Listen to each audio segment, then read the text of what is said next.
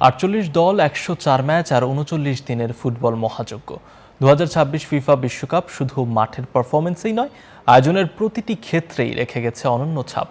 Record দর্শক, আধুনিক প্রযুক্তি আর বিশাল কর্মযজ্ঞে কিভাবে ইতিহাস গড়ল এই বিশ্বকাপ। ১৬টি স্বাগতিক শহর, ১০৪টি ম্যাচ ও ৪৮ দলের ইতিহাসের সবচেয়ে বড় বিশ্বকাপে ছিল গ্যালারি ভর্তির রেকর্ড উপস্থিতি। মাঠে একের পর এক রুদ্ধশ্বাস লড়াই আর প্রযুক্তি ও আয়োজনের নতুন উচ্চতায় শেষ হয়েছে এবারের বিশ্বকাপ আসর। ৩৯ দিনব্যাপী যুক্তরাষ্ট্র, কানাডা ও মেক্সিকো জুড়ে অনুষ্ঠিত এই মহাযজ্ঞে শুধু ফুটবল নয়, গড়ে উঠেছে বৈশ্বিক আয়োজনের এক নতুন মানদণ্ড।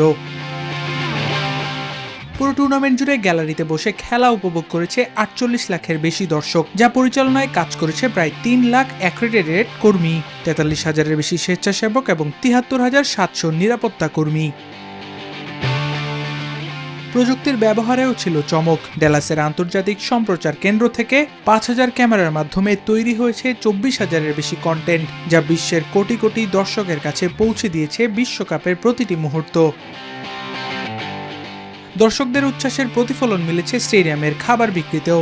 ৩৯ দিনে বিক্রি হয়েছে প্রায় ৬,৭৫,০০০ হটডগ, ৪৬ লাখের বেশি কোমল পানীয় ও বোতলজাত পানি এবং ৫৫ লাখের বেশি বিয়ার। অন্যদিকে উত্তর আমেরিকা জুড়ে ফিফা ফ্যান ফেস্টিভ্যালে যোগ দিয়েছে ৯০ লাখের বেশি মানুষ।